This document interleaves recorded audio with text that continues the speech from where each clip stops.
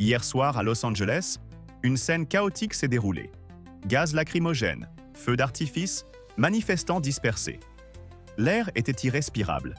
Cette violence fait suite à une décision controversée de Donald Trump, qui a invoqué une loi fédérale, article 12, 1406 du Code militaire, pour envoyer la garde nationale en Californie.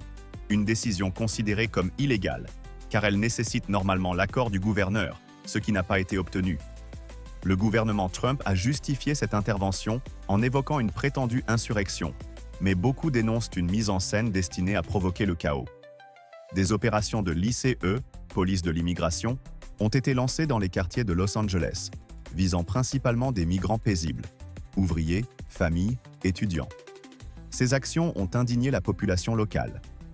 Trump a publié ce décret pendant qu'il assistait à un match de l'UFC et son administration a justifié l'intervention en prétendant vouloir protéger les institutions fédérales.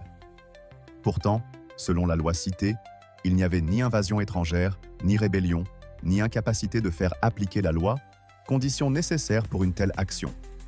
Malgré cela, la garde nationale a été mobilisée avec la possibilité d'étendre l'intervention à d'autres branches de l'armée, comme les Marines.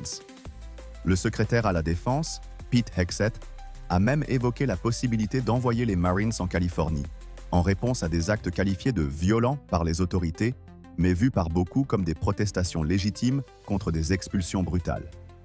Les vidéos diffusées montrent des interventions musclées, des arrestations devant des tribunaux, dans des rues calmes ou devant des magasins. Des gens venus suivre leur procédure d'immigration légale ont été arrêtés ou ont disparu. La colère a rapidement gagné les communautés visées.